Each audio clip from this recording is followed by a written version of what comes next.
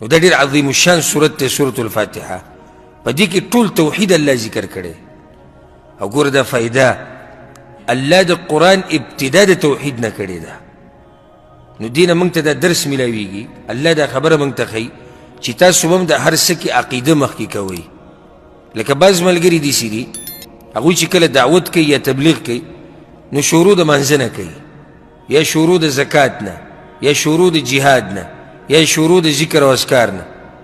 نو دا غلطي ده. وجه دا ده چې تا ترې دې سړي د عقیدې پته نشته.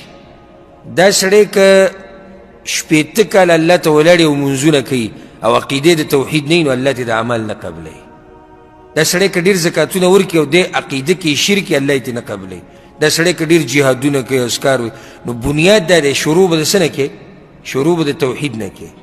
پیغمبر صلی الله علیه وسلم معاذ بن جبل او ابو موسی الاشعري رضی الله عنهما دا دواړې د خپل ژوند په اخرنۍ برخه کې لېږلي وو یمن ته د دعوت دپاره. یوې علاقې ته ابو موسی اشعري لېږلی او بلې علاقې ته معاذ بن جبل. او سبحان الله دا د پیغمبر صلی الله علیه وسلم د ژوند اخرنۍ ورځې وي. نو کله چې پیغمبر صلی الله علیه وسلم معاذ بن جبل رخصت کو نو بهر ته ورسره ووتو او هغه په دې سورلۍ باندې ناست. نو پیغمبر صلی الله علیه وسلم ورته معاذه ته کیدای شي چې بیا راشي او زما په قبر باندې تیر شي، کیدای شي ته بیا راشي او زه نه یم. د دې په اورېدو سره معاذ بن جبل رضی الله عنه په ژړا شو، د سورلۍ نه بیا راکوشو. پیغمبر صلی الله علیه وسلم یې جوخ ونیو. نو پیغمبر صلی الله علیه وسلم ورته کیدای شي ته راشي زما په قبر تیر شي او دغه شان وشوه. معاذ بن جبل راغی خو د پیغمبر صلی الله علیه وسلم په قبر باندې بیا راتیر شو. د ژوند په دې اخرنۍ برخه کې پیغمبر صلی الله علیه وسلم معاذ بن جبل لېږلی دی او دی ورته ووایي ګوره د دې لپاره مې ته دا حدیث ووایي معاذه چې کله ته یمن ته ورسېدې نو اولنۍ دعوت به د لا اله الا الله ورکې. لا اله الا الله څه ته وایي؟ عقیدې ته وایي کنه. شروع به د عقیدې نه کوي. نو بیا ورته څه وایي؟ وایي که چېرته دی ومنله نو بیا به ورته د مانځه خبره وکړي. معنه دا ده که دا کلمې ونه منله نو مونځ له فایده نه ورکوي، بیا ورته مونځ مه ښایه. اولنۍ خبره به ورته د عقیدې وکړي. که عقیدې در سره ومنله نو بیا به ورته د مانځه مسله وښیي. که د مانځې در سره ومنله نو بیا به ورته د زکات وښیي. معنه دا ده چې مونځ دې نه وي نو بیا زکات هم نه قبلېږي. دا ډېره اهمه فایده شوه ټولو ملګرو دپاره چې عقیده دې نه وي یو عمل هم نه قبلېږي، مونځ ورسره هم نه قبلېږي. او چې مونځ نه وي په منځه کې ناکامه نو هم دا نور عمل دې هسې لاړو.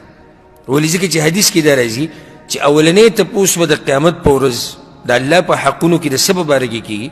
د منځه په باره کې. نو پیغمبر صلی الله علیه وسلم وایي که په دې کې کامیاب شوې نو مخکې کامیاب وي، او که دې کې ناکامه شوې مخکې ناکامې.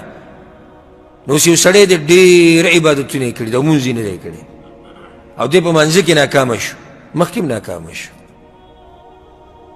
نو بعض زمونږ هغه پښتانه سادهګان دي چې نورو اعمالو له زور ورکړی دی او مونځ ترې پاتې شوی دی، یا منځه له هم زور ورکړی دی او عقیده ترې پاتې شوی دی. نو بنیاد عقیده دی. که څوک درنه تپوس وکړي چې په دې څه دلیل دی چې بنیاد عقیده ده؟ وایي د قرآن شروعات الله د عقیدې نه کړی دی.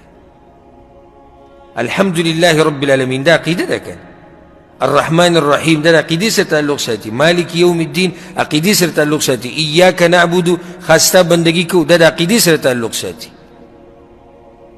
نو دا بله فایده مخې ته راغله. اوس ګوره موږ چې کله صورت شروع کړو نو موږ دا ووایي چې ټول د کمال صفتونه د چا دپاره دي؟ د الله دپاره دي. هغه الله چې عام مهربانه دی او خاص مهربانه دی او واکمن د ورځې د جزا دی. نتیجه راووته ایاک نعبدو، یا الله چې ته دومره لوی ذاتي نو بیا موږ صرف ستا بندګي کوو. قرآن کې د آیتونه چې کوم راغلي دي دا ګوره داسې بې ربطه نه دي. ګورې دا آیتونه یو بل سره تړلی شوي دي. اوس که څوک دا وایي چې د درې آیتونو پسې د عبادت مسله ولې راغله نو هغه دا ده یا الله وایي ته خو ډېر لوی ذات یې، ټول د کمال صفتونه ستا دي او ته د ورځې د آخرت واکمنې، نو چې دا هر څه ستا دي نو یا الله بیا موږ بندګي هم صرف ستا کوو. بس ایاک نعبدو خاص ستا بندګي کوو یا الله موږ. عبادت څه ته وایي؟ مختصر یعنی خاص تا عبادت کو عبادت دې ته وایي خبره منل د الله سره د عجزۍ او سره د محبته هر هغه خبره چې د الله خوښوي او هر هغه کار چې د الله خوښي که هغه پټ او که هغه ښکاري په دې باندې عمل کول دې ته عبادت وایي او د عبادت کې به دوه خبرې لازمي دي عبادت کې دوه خبرې لازمي دي یوه د الله په مخ کې عجزي او دویم د الله سره محبت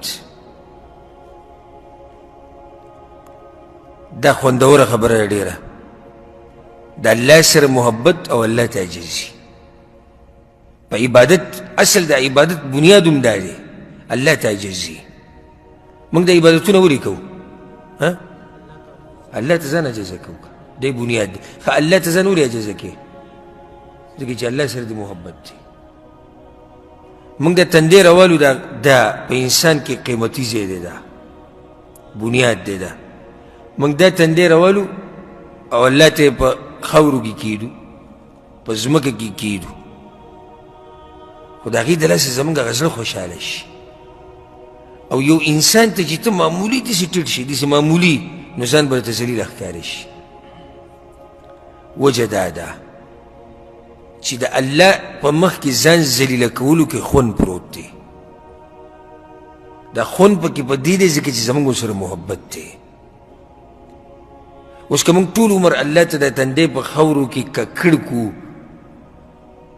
نو زړه به زموږ موړ شي نه مړېږي زړه زړه وایي چې نور مې وکړی نور مې وکړی نور مې وکړی ولې ځکه چې الله ته چې یو سړی ځان عجزه کوي الله یې عزتمن کوي الله یې اوچتوي او د انسان په مخ کې چې د ځان ذلیله کو نو ذلیله به شي ځکه دا د خالق حق دی چې د هغه په مخ کې به ځان عجزه کوي او د هغه په مخ کې به ځان ذلیله کوي هغه څه چې د الله حق دی هغه به مخلوق له نه ورکوي مخلوق سره عجزي بل شان ده مخلوق سره عجزي څه ده ښکلي اخلاق ساتل نرم اخلاق ساتل د هغوی قدر کول د هغوی احترام کول د مخلوق په باب کې بیا دا عجزي ده خو داسې عجزي چې سړی ځان ذلیله کوي دا عجزي صرف حق د چا دی دا بیا د الله دی الله ته ګوره موږ رکوع ولګوو د معمولي خبره د ملا ټیټه شي پوره ملا موږ ټیټه کړو بیا سجده ولګوو جړاګانې دا لاس نیوه مخلوق ته به چېرته لاس داسې ونیسي که څوک دې مړ کړي هم لاس نه نیسي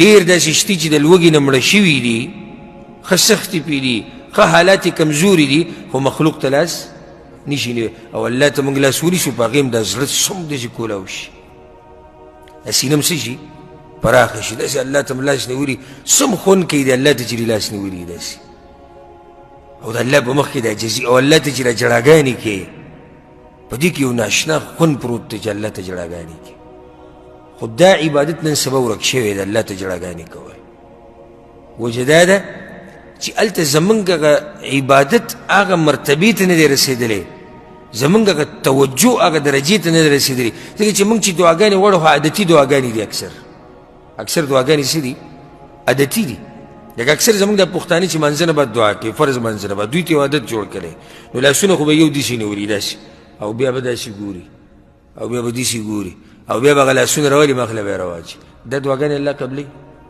او دې دعاګانو کې خوني نه دې کې خوند کوم ځای کې دی دې کې خوند د کوم ځای نه راشي لکه اوس تا پسې یو غریب راغی تا پسې او تا ته لاس داسې نیولی چې مال یو پنځیره دې راکړه او ګوري موبایل ته مال یو پنځیره دې راکړه ګوره پکې وره ته دا غریب هم دی او دې تکبر ته وګوره لاس یې ماته نیولی او ګوتې به څه کوي په موبایل کې سره ولا نه ورکوي زه ورکېږم نو بیا ته څنګه الله ته لاس نیولي دي کله یې توجه یو طرف ته ځي او کله یې توجه بل طرف ته ځي هغه الله ته چې ته پوره توجه ورکړي نو خوند به پیدا شي نو بیا جړا به دله درشي الله چې راته رایاد شي جړا به درځي دا کله چې انسان په عبادت کې یو مرتبې ته ورسي توجه یې د الله طرف ته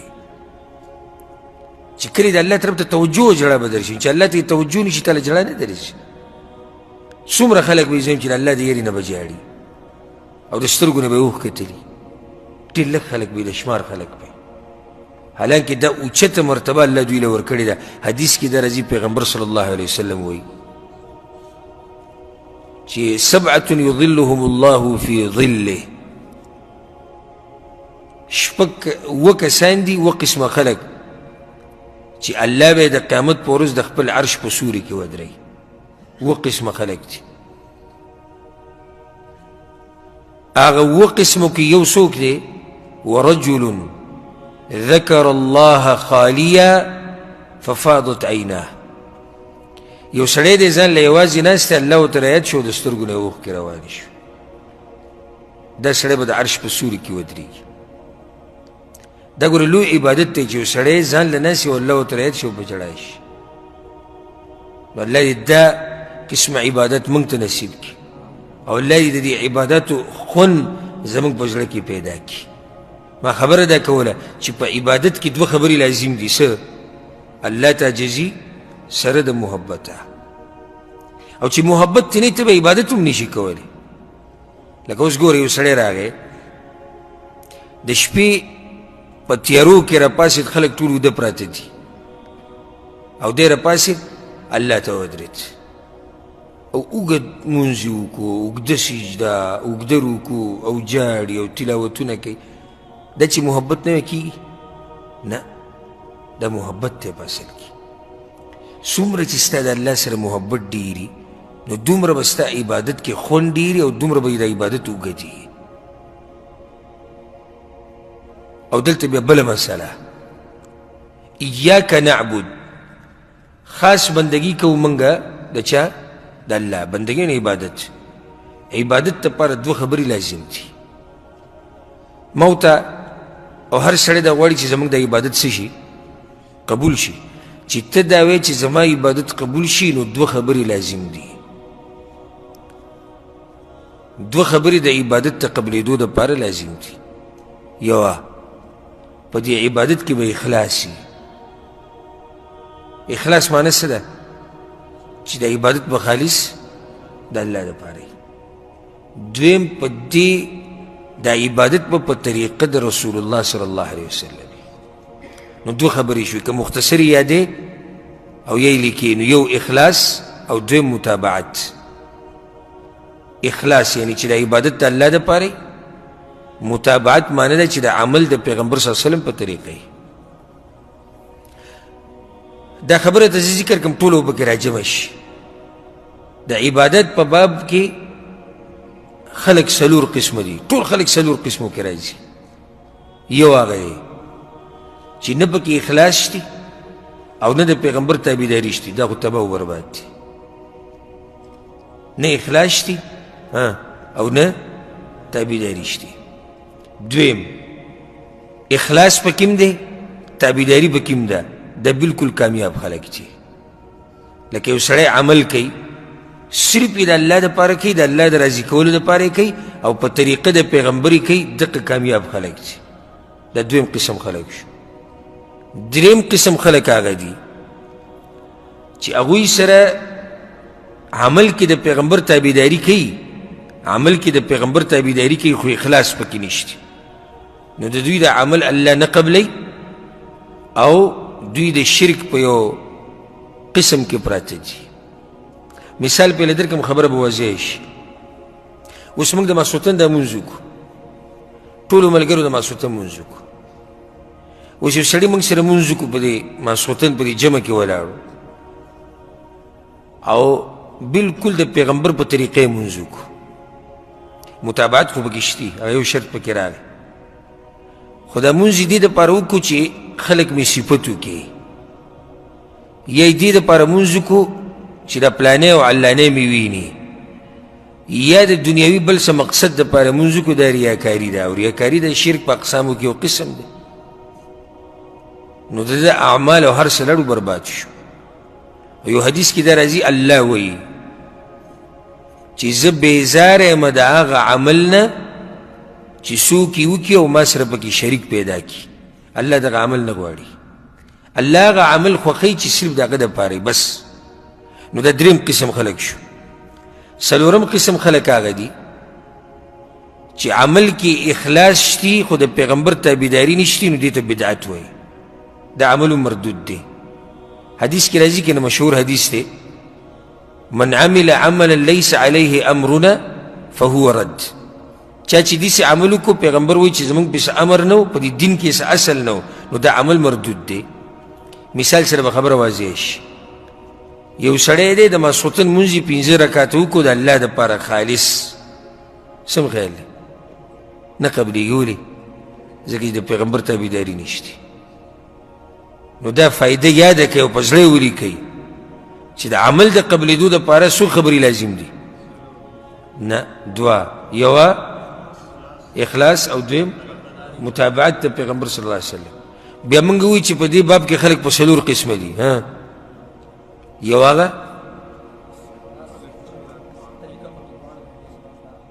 هغه چې اخلاص او متابعت دواړه پکې نشته، دا خو بالکل تباه دي. دویم دواړه پکې شته، دا بالکل کامیاب خلک دي. دریم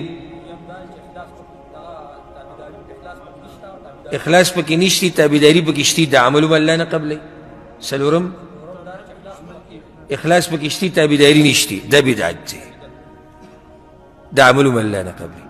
دا کومې خبرې چې تاسو ته بیانوم دا بنیادي نقاط دي چې دا خبرې دې یادې کړې ډېرې مسلې به ته اسانې شي.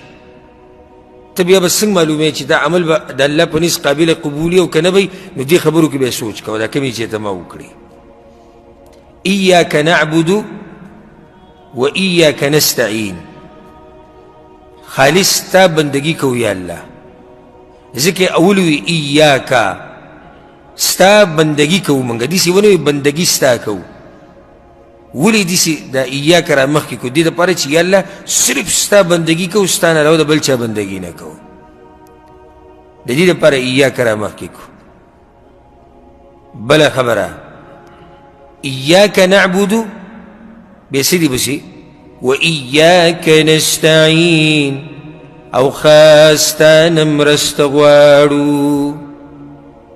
ستا بندگی کوو او صرف ستا نه مرسته غواړو. نو دلته به یو څو مسلې بیان کو. یوه عبادت یې مخکې کو او مرسته یې څه کړه وروسته کړه. ولې؟ وجه دا چې عبادت ډېر اوچت مقام دی، نو هغه یې دغې نه مخکې کو. دویمه وجه ډېره مزېداره ده، ډېره مزېداره. ایاک نعبدو، یا الله خالص تا بندگی کومه، و ایاک نستعین، او خاص تا نه مرسته غواړم. نو معنی دا شوه ګوره، و یا الله ستا بندگی کومه او ستا په مرسته به یې کومه چې ته را سره مرسته نه کوې نو بیا یې نشم کولی. په دې قرآن چې ځان پوه کړو که نه، زه ته د کعبې په رب قسم خورم و رب الکعبه، په دې قرآن کې دومره خوند پروت دی، دومره خوند، خو موږ پرې پوهېږو. نو مشکل دا دی که نه، لکه اوس صرف دا خبره څومره د انسان د زړه سره باغ باغ شي. یا الله موږ ستا بندگی کوو و ایاک نستعین، خاص تا نه مرسته غواړو. معنی څه؟ یا الله ستا بندگی کوو خو ستا په مرسته به یې کوو چې تا مرسته نه یې کړي نو موږ بندگی نشو کولی. بعض علما دا وجه ذکر کوي و عبادت یې مخکې کو مرسته یې وروسته کړی، دې دپاره چې په انسان کې عجب را نه شي، تکبر پکې را نه شي. څنګه پکې تکبر را نه شي؟ عبادت موږ کوو د چا په مرسته یې کوو؟ د الله په مرسته. نو چې تا کې عجب را نه شي، تکبر د پکې را نه شي، چې زړه کې دې دا وي چې دا عبادت چې ما وکړو نو دا محض د الله توفیق و چې ما له توفیق راکړو. چېرته به ګوره خپل عمل ثباتي نه، او چېرته به خپله سینه نه ټپی چې زه بعض وایي زه دا عبادت کوم، ما دومره تلاوتونه وکړو، ما دومره منځونه وکړو. نه نه، داسې به نه کوې. صرف په دا ټکې به خوله ساتي چې دا څه چې وکړو دا توفیق چا را کړو؟ الله را کړو. وما توفیقی الا بالله، توفیق چې د عبادت ملوي دا موږ ته الله را کوي. اوس دا دلته چې دا کم ملګري ناست دي او کم ملګري چې دا بیان اوري یا څوک چې ګوري، هسې په دنیا کې خو په اربونو کربونو خلک دي. په دې دومره خلکو کې چې الله دا باز راولي خپل کور ته و کینې قرآن یادوي یا درس، نو دا د الله توفیق نه دی؟ توفیق دی که نه؟ ستاسو په شان انسانان دا ټیم ښه فارغه دي خو هغوی درس نشي راتلی، درس پرېږده جومات ته منزل نشي راتلی. او چې ته رالې دلته کېناستې او دا خبرې اوري او دا یې زده کې، نو د الله شکر ادا کړه چې الله تعالی توفیق درکو. یو سړی راولګېدو قرآن تلاوت کوي، الله طاقت ورکو. یو سړی راولګېدو علم خورئ، الله وله طاقت ورکو. یو سړی راولګېدو علم زده کوي، الله وله طاقت ورکو. یو سړی راولګېدو مال خپل لګوي د الله په لار کې، الله وله طاقت ورکو. یو سړی راولګېدو زکات یې ورکو، الله وله طاقت ورکو. یو سړی الله ډېر یادوي، الله وله طاقت ورکړی دی. نو اللهم لك الحمد. د الله چې څومره حمد او ثنا وایو کمه ده چې موږ له دا طاقت راکړو د دین د زده کولو او د دیندارۍ کولو، او الله دې دا نعمت په موږ باندې د مرګه پورې برقرار ساتي. تاسو سوچ وکئ، ګوره چې یو سړي ته 3 قدمه کې جومات او 15 قدمه کې او دی جومات ته نشي تللی، خو پوه شي چې الله وله طاقت نه ورکوي که نه. او یو سړی کیلومیټر د جومات نه لرې ده روان دی 15 وخته منزله، خو دا طاقت وله الله ورکړی که نه. بل هم د ده په شان انسان دی، هغه بل هم د ده په شان انسان دی. نو موږ چې څومره عبادتونه کوو ټول د چا په مرسته؟ د الله په مرسته. هسې پیغمبر صلی الله علیه وسلم د الله چې څنګه عبادت کړی دی چا کړی نه دی کړی که 30 کاله 14 کاله په مکه کې او 10 کاله په مدینه کې دې پیغمبر صلی الله علیه وسلم چې څومره محنت کړی دی د دې دین دپاره او څومره قرباني ورکړې او څومره سختې تېرې کړې. موږ د سیرت هغه درسونه بیانوو، تاسو اورېدلي، انسان ورته حیران شي. او دې پیغمبر ته الله وایي په سورة المدثر کې ولا تمنو تستكثر. ای پیغمبر وایي د خپل عمل به ډېر نه ګڼئ. ورئ زه یم چې الله پیغمبر ته خپل عمل به ډېر نه ګڼئ، نو موږ به خپل عمل څه وګڼو؟ پیغمبر ته الله وایي پیغمبر وی عمل به ډیر نه ګڼي. نو چې پیغمبر خپل عمل ډیر نشي ګڼلی، ما او تا به خپل عمل ته په کوم نظر وګورو؟ همیشه ګورې یو څو خبرې یادې ساته. یو چې عبادت وکړي نو د الله شکر ادا کوو چې الله دله طاقت درکو. دویم د دې بیا نسبت دې ته کوو چې دا د الله توفیق و. دریم د عمل معمولي ګڼه. د دې څه فایده دی چې عمل معمولي ګڼې؟ نه عاجزي خو پکې راځي، صحیح ده، خو دې نه ښکلی جواب کیدی شي. بارک الله فیک وزادک الله علما. چې زه اوس لکه اوس زه را درس کوم، زه خپل مثال تاسو درکړم، زه را درس کوم، نو دا اوس څه په یعنې 50 منټه ما درس وکړو، دا راشي یو بل ځای کې ورسره مې شروع کړه، عمل مې کم وګڼو نو د بل سوچ مې شروع کړو، بیا به هغه هم کم وګڼم د بل به سوچ شروع کړم. خو چې زه دا ووایم او سینه وټپوم، زه دین ښیم خلکو ته، زه درس کوم پلاني ځای کې، دا خو ډېر لوی عمل دی، نو یو څو ورځې بعد به د دې شته نه هم خلاص شم. ځکه زما تاسو ته د زړه نه نصیحت دی او زړه ته یې کوز کوي چې خپل عمل به چېرته ډېر نه ګڼي. همیشه به خپل عمل ته په دې نظر ګوري چې زما عمل څه دی؟ معمولي دی، کم دی. ګور لږ عمل چې خالص وي د الله دپاره، او ته ورته هم په دقه نظر ګوري چې کمزوری دی، هغه د الله دپاره ډېر زیات دی. لکه تاسو ته یو مثال پیش کړم. پیغمبر صلی الله علیه وسلم چې کله د تبوک غزالت و، نو په مسلمانانو باندې ډېره زیاته سخته وه، ډېره زیاته سخته وه. عام اعلان پیغمبر صلی الله علیه وسلم وکړو، عام وی موږ سره مرسته وکړئ، که د چا سره مالي، که د چا سره هر څه یې موږ له راوړئ. نو په مسجد نبوي کې د کجورو ډېرې، د نورو خوراکونو ډېرې، او څوک سورلۍ راولي، څوک څه راولي، دا ټول جدا جدا پراته وو او ډېره سخته وه په دغه کې په مسلمانانو باندې. یو موسم هم ګرم و، بل تبوک لرې و او غریبي هم وه. پیغمبر صلی الله علیه وسلم ویلي وي څوک به دا لښکر تیار کړي او الله به ورله جنت ورکړي. عثمان بن عفان پاسې وی رسول الله زه به یې تیار کړم. بیا دویم پیر، بیا دریم پیر، نو هغه سره خو مال و، کولی یې شوه، دا لښکر یې تیارولی شو، خو د غریبانانو صحابه کرامو څه حال و؟ پیغمبر صلی الله علیه وسلم دا صحابه کرامو داسې ودرولي او هر صحابي راتو چې څه ورسره و هغه هغه ډیري ته اچول. په دې صحابه کرامو کې یو صحابي راغی ابو عقیل، چې دا ډېر غریب صحابي و، او د ځان سره یو چونګ کجوري داسې راغستې وه څو چونګه او هغه پټې نیولې وې چې دا به لږې ورته ښکارېدي ګوره دا ورته څه ښکارېدي لږې ورته ښکارېدي او ویم لږې اوس خلک راځي لکه د عثمان بن عفان په شان څو سوه اوښان یې راوستو او اسونه او دا سره زرې راوړو دا سپین زرې وایي د پیغمبر صلی الله علیه وسلم دې جولۍ ته داسې وړوله هغې داسې کړنګا کوله او پیغمبر صلی الله علیه وسلم بیا هغه سره زر او سپین زر داسې کولي عثمانه د نن نه بعد چې هر څه کوې ته تا ته نقصان نه درکوي ځکه تاسې هم جنت ته تللی خو دغه ابو عقیل ناشنا و هغسې لږې ورته کجورې وي که نه نو هغه داسې راغی پټې نیولي دي لېڼ کې ولاړ دی نو پیغمبر صلی الله علیه وسلم ورته ابو عقیل څه دي راښکاره یې که که نه هغه سترګو کې اوښکې راغلې یا رسول الله دا بس دا نه راښکاره یې که خو دا وي چې زه به یې دې ډیګري ته پټ ور واچوم ځم به خو پیغمبر صلی الله علیه وسلم پرې نظر پرېوت ابو عقیل دا څه دي راښکاره یې که هغوی نه یا رسول الله راښکاره یې که او د سترګو نه اوښکې روانې وي ابو عقیل خو هغه صحابه کرام خو ځان قربان و یا رسول الله دا بس دا نن مې دیاړي وکړه راوړې او هغې ته ور واچولې هغه ډیري ته الله سبحانه وتعالی د دغه خلکو تذکره په قرآن کې کړې ده منافقانو په دوی پورې وخندل الله وی زه به وخندم په منافقانو پورې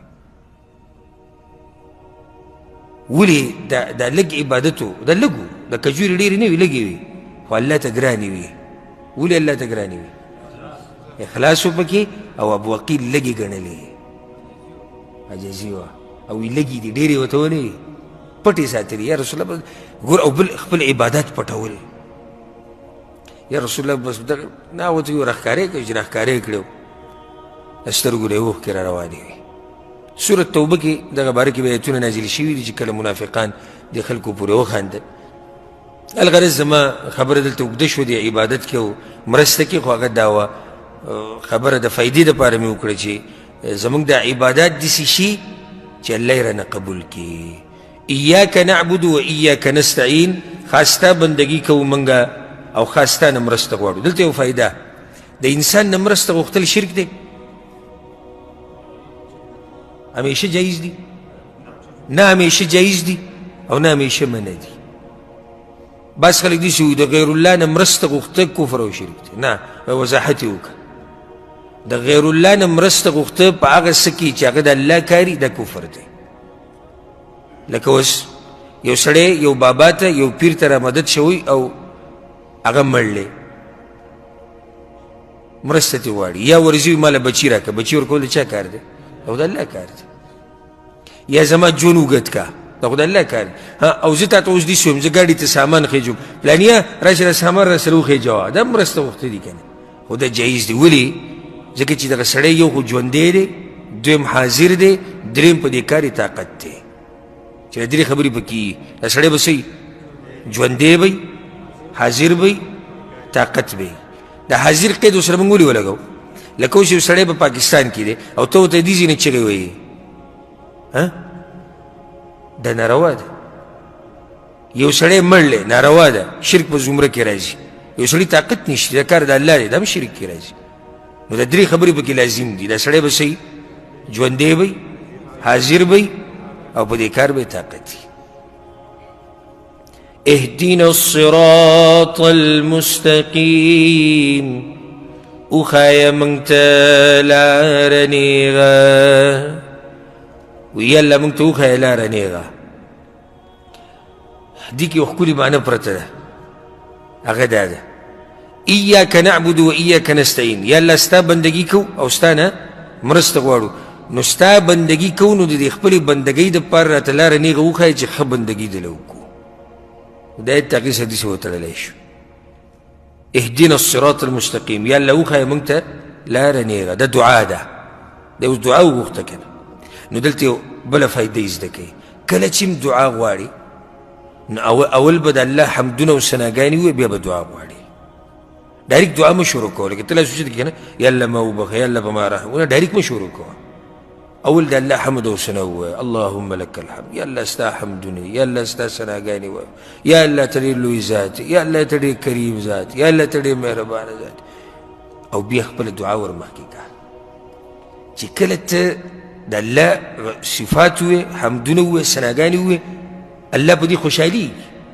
الله دا غواړي چې دا بندګان زما حمد او ثنا وي، چې تا کله حمد او ثنا وي او الله په دې راضي کېږي او بیا دې پسې دعا وکړه، هغه دعا دله الله قبلوي.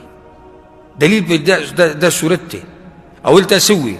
الحمد لله رب العالمين الرحمن الرحيم مالك يوم الدين إياك نعبد وإياك نستعين. ټول د الله حمدونه او صفات دې بیان کړو. خو وایې څه؟ اهدنا الصراط المستقيم. مونږ ته نیغه لار وښایه. اهدنا الصراط المستقيم. ها اهدنا الصراط المستقيم وښایه مونږ ته لاره نیغه. لاره نیغه کومه یوه ده؟ دې باره کې علما اوږدې اوږدې خبرې کړي دي. امام ابن القیم رحمه الله ډېر ناشنا وضاحت کړی دی دا مستقیم څه ته وایي. نیغه لاره کومه یوه ده؟ وایي هو طریق الذي نصبه الله لعباده على ألسن رسله. نیغه لاره هغه ده چې الله د خپلو بندګانو دپاره یې ښودې ده یا واضحه کړې ده د پیغمبرانو په ژبه باندې. د ښکلی تعریف دی. نیغه لاره کومه یوه ده؟ چې الله واضحه کړې ده خپلو بندګانو ته د چا په ژبه باندې؟ د پیغمبرانو په ژبه باندې. نو اهدنا الصراط المستقیم وښایه الله مونږ ته لاره نیغه. نیغه لار مونږ ته وښایه الله. نو نیغه لار قرآن او حدیث دی. بله لار ګورې نشته. تاسو ته به حدیث یادي که نه؟ پیغمبر صلی الله علیه وسلم چې کرخ حدیث یې وویستې، یو کرخ حدیث یې وویسته او د هغې نه غاړې ته نورې کرخې وویستې. وی دا کرخه ډایرکټ چېرته تللې ده؟ جنت ته تللې ده. او دا کرخې چې دي دا جهنم ته تللي دا لارې. په هره لار باندې وی خلک ولاړ دي تا به جهنم ته رابلي. مطلب دا شو سیده نیغه لار چې ډایرکټ جنت ته تللي ده او په جنت ودرېږي، هغه د قرآن او د حدیث لار ده. معمولی چې د قرآن او حدیث نه خوا کېږي او دې خوا کېږي نو ګمراه کېږي. اهدنا الصراط المستقیم یا الله وښایه مونږ ته لاره نیغه. دا هدایت په ډېر څه میلاویږي، لکه خبره به زموږ نه اوږده شي. ته د الله نه هدایت وغوښته چې یا الله ما ته نیغه لار وښایه که نه. نیغه لار د قرآن دی، دا کوم چې مونږ وایو دا نیغه لار ده. حدیثونه نیغه لار ده. دا سوره فاتحه چې ختمه شي کوم سورت شروع کېږي؟ سوره بقره که نه؟ اوس ګوره ما ته اوس ووایي الله په دې کلام کې ډېر خوند پروت دی، ډېره مزه پکې ده، خو چې سړی پرې پوه شي. تا دلته ووایي اهدنا الصراط المستقیم وښایه مونږ ته لاره نیغه. الله نه دې نیغه لار وغوښته که نه؟ بیا دې سوره فاتحه شروع کړه. سوره بقره بسم الله الرحمن الرحیم الف لام میم ذلك الكتاب لا ريب فيه هدى للمتقين. دلته تاوی الله مال هدایت راکه کنه. الته الله ته وی دا کتاب دی کې هدایت پروت دی. یعنی خبره لري نه کړه دا غینه لنډه ته د هدایت لارو کوه. یا الله ما ته هدایت راک. الله لري نه ده. ذلك الكتاب په دې کتاب کې هدایت پروت دی. په دې قرآن کې دنه هدایت پروت دی. راونیسه دا قرآن. چا چې دا قرآن نیولی دی الله ته هدایت نصیب کړی. چا چې د پیغمبر حدیثونه راغستي دي، عملي کړي دي او سینې پورې جوخ کړي دي، الله ورته هدایت کړی. نو که تاسو هدایت غواړئ نو بیا قرآن او حدیث مضبوط راونیسئ. الله دې موږ ټولو ته هدایت نصیب کړي. زمونږ د بعض پښتانه چې ته ورته کله ووایي الله یې تا ته هدایت وکړي، وایي الله دې تا ته وکړي، په دې خفه کېږي. حالانکې ګوره دا سوره فاتحه دا به پیغمبر صلی الله علیه وسلم وي په منځ کې که نه به وي؟ نو ګوره هغه هم هدایت ته محتاج. بلکې یو حدیث کې دا راځي پیغمبر صلی الله علیه وسلم به دا دعا غوښته اللهم انی اسألک الهدى والتقى. یا الله زه تا نه هدایت غواړم. دا پیغمبر به وي زه تا نه هدایت غواړم. نو موږ ټول هدایت ته څه یو؟ محتاج شو. موږ ټول هدایت ته محتاج شو. نو چې څوک درته ووایي چې الله یې تعالی هدایت درکړي وایي امین الله دې راکړي. چې یو سړي ته هدایت نصیب شو نو نور دې څه غواړي بیا؟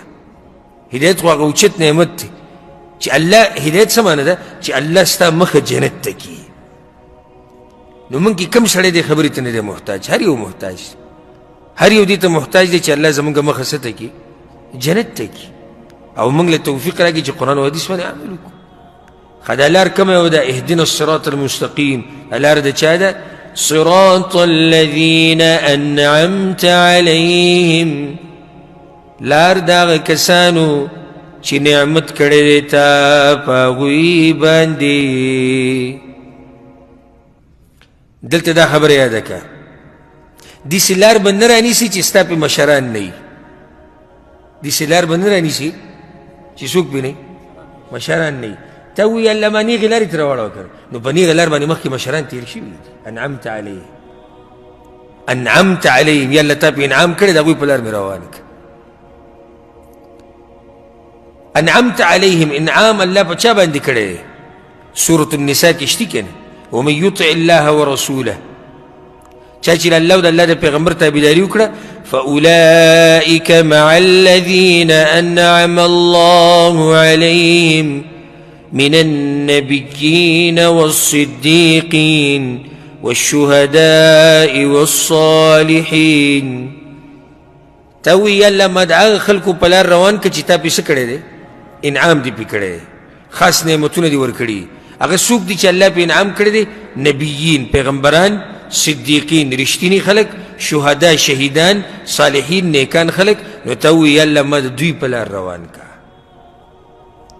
نو مطلب دے چی پدیلار بانستا مشران شتی که نشتی نو نیوی مسئلی با نرو باسی چی ستا مشران پی پیغمبر صلی اللہ علیہ وسلم انعمت علیہم کے طولنا اول پیغمبر صلی اللہ علیہ وسلم دی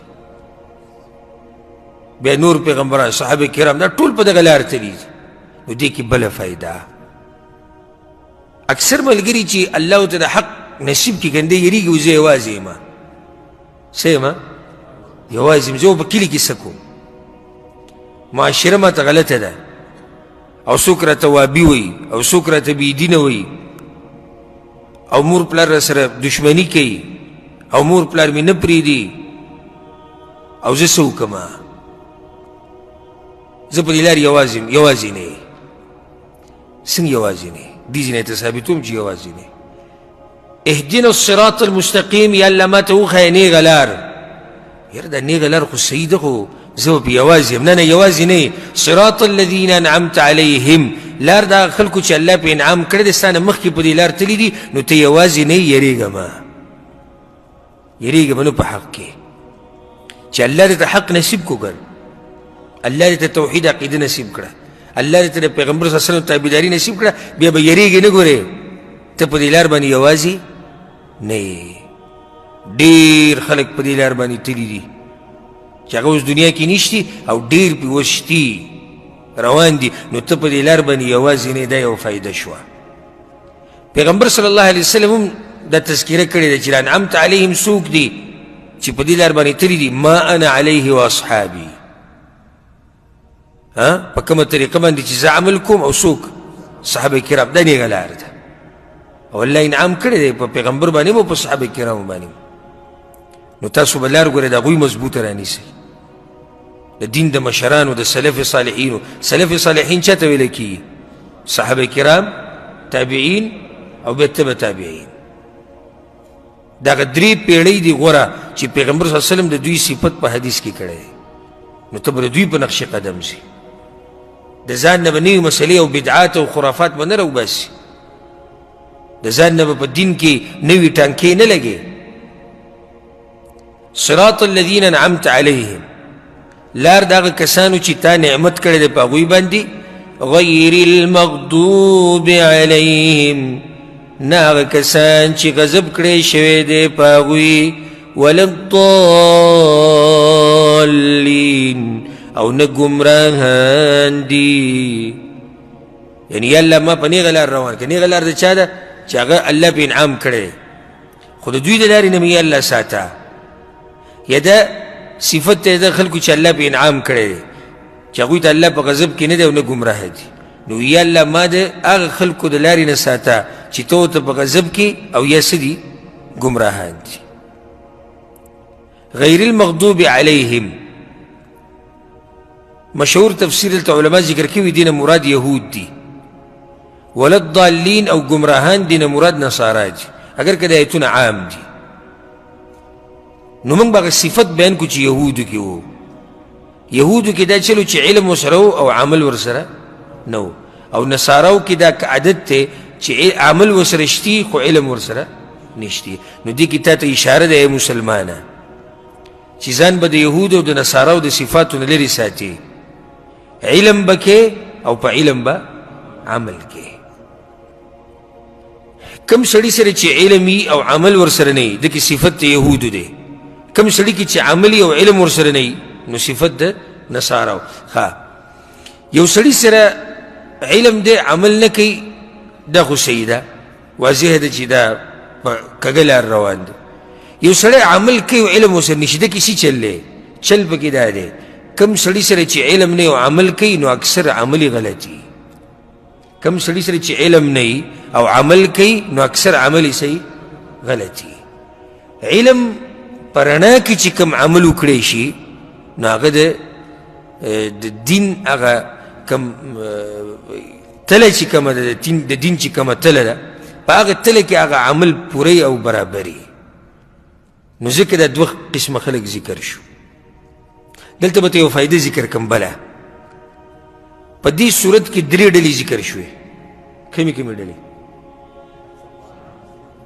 انعمت علیهم چې الله پې انعام کړی، مغضوب علیهم چې علم ورسره شتي عمل نشتی، ضالین گمراهان چې عمل ورسره شتي علم نشتی. سوال یو سړي زړه کې دا سوال لاغی ولې الله دا درې قسمه خلک ذکر کړو؟ نو جواب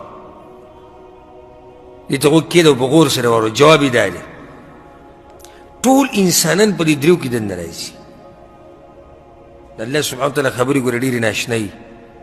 ټول انسانان په دې دریو ډلو کې دننه راځي. یا خو به یو انسان حق پیژني په هغې به عمل کوي، علم به ورسره وي عمل به کوي، نو دی په انعمت علیهم کې راغی. الله پې انعام کړی دی، علم ورسره هم دی عمل ورسره هم دی. او یا به دې سړي سره علم وي خو عمل به نه کوي نو دی به مغضوب علیهم کې راغی. یا به ورسره عملي خو حق به نه پیژني، علم به ورسره نه وي نو دی ضالین کې راغی. نو ټول انسانان په دې دریو کې دننه راغلي. اوس ما ته یو انسان داسې وښایي چې دریو نه بهر وي، سوچ وکړئ ځه دې دریو نه بهر څوک کېدی شي؟ نشي. یا خو به یو سړی پوهه او عمل به کوي دا اوچت سړی، یا به ورسره علم وي عمل به نه کوي، او یا به ورسره عملي خو علم به نه وي. نو ځکه الله دا درې قسمه خلک په دې ځای کې خاص ذکر کړو. د دې صورت په آخره کې آمین ویلی کېږي. آمین د دې آمین مطلب دا دی چې یا الله دا دعا قبوله که. یو حدیث کې داسې راځي چې دا آمین د دعا مهر دی. کله چې ته څه لیټر ولیکې په آخره کې ورله مهر راواچې نو خبره دې څه کړه؟ یقیني دې کړه. دغه شان چې کله تا دا دعا د الله نه وغوښته نو مهر دې ورله په آمین سره راواچو نو خبره دې یقیني کړه چې یا الله زما دا دعا قبوله که. او مستحب طریقه دا ده، سنت طریقه دا ده کم منځه کې چې ته ولاړې سري مونځي نو سري کې خو به سوره فاتحه ته په ارام پټه به وي نو پای کې به امین هم په پټه وي. او جهري مونځونو کې کم کې چې تلاوت امام په زوره کوي نو په هغې کې به امین په زوره وي. کم مونځونو کې چې امام سوره فاتحه په پټه وي نو ته به هم امین په پټه وي. او کم کې چې سوره فاتحه په زوره وي او تلاوت په جهر سره کوي نو ته به څه کوې؟ ته به په جهر سره امین وایې. داسې دومره تیز به وي چې خوا او شا کې چې کوم نږدې ته کسان ولاړ دي یو څو دوی واوري. دا سنت طریقه ده او په دې باندې صحیح حدیثونه راغلي. موږ په دې کې تعصب نه کوو چې دا زموږ ملک کې کوي او که نه کوي، زموږ مولای کوي او که نه کوي. زموږ کار د پیغمبر صلی الله علیه وسلم طریقې سره دی. او حدیث کې دا راځي واضح حدیث دی، امام احمد، امام ابو داود، امام ترمذی راوړی وی پیغمبر صلی الله علیه وسلم چې به کله امین وي رفع بها صوته، رفع بها واضح الفاظ دي، اواز به اوچت کو په دې باندې. یو حدیث کې دا راځي اذا امن الامام، په صحیح بخاري صحیح مسلم کې دی، کله چې امام امین وي نو تاسو هم امین وایئ.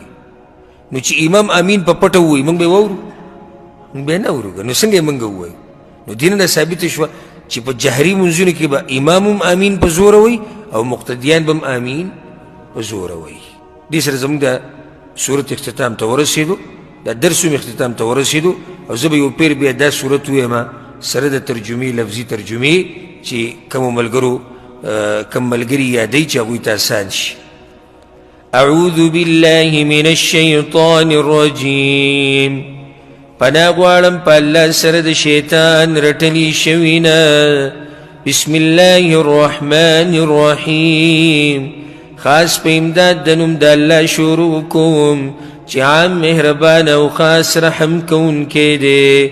الحمد لله رب العالمین ټول د کمال صفتونه خاص الله لره دي چې پالونکی د ټول عالم دی. الرحمن الرحیم عام مهربان او خاص رحم کوونکی دی. مالک یوم الدین اختیارمند ورځې د جزا دی.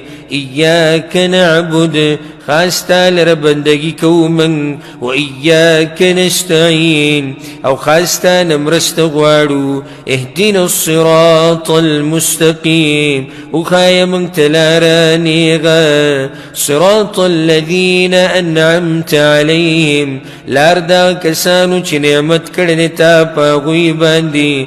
غیر المغضوب علیهم ناغه کسان چې غضب کړی شوی دی په هغوی باندې. ولا الضالین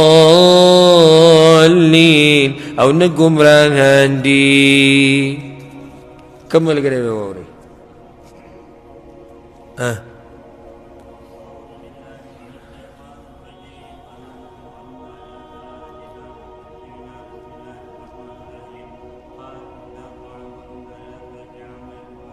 خاص شروع کوم په نوم د الله سره.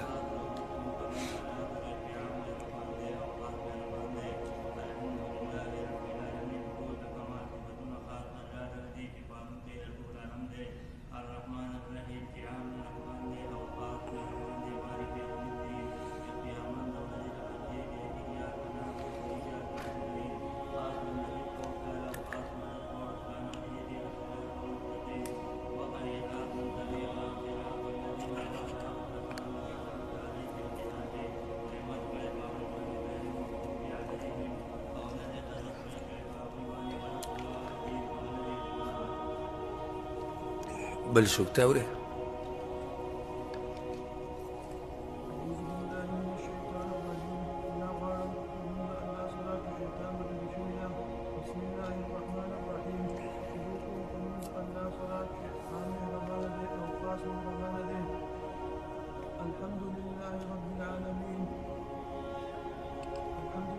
ټول د کمال صفتونه.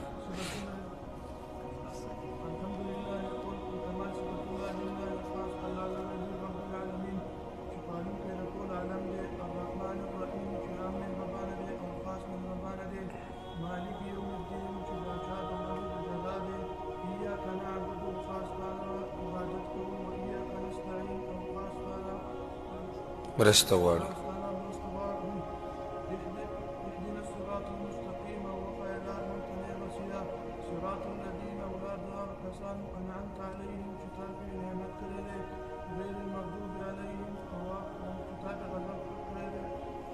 او ناغه کسان چې تا پې غضب کړ او نه چې نه ګمراهان دي. بارک الله فیکم او الله سبحانه وتعالی دې موږ په دې قرآن باندې پوه کړي. الله سبحانه وتعالی دا قرآن د قیامت په ورځ زموږ دپاره سفارش کوونکی وګرځوي. انشاءالله پر روان درس کې به بیا د جز عمه نه شروع کوو آخرني لنډ صورتونه چې کوم دي. هذا والله أعلم وصلى الله وسلم على نبينا محمد وعلى آله وصحبه أجمعين.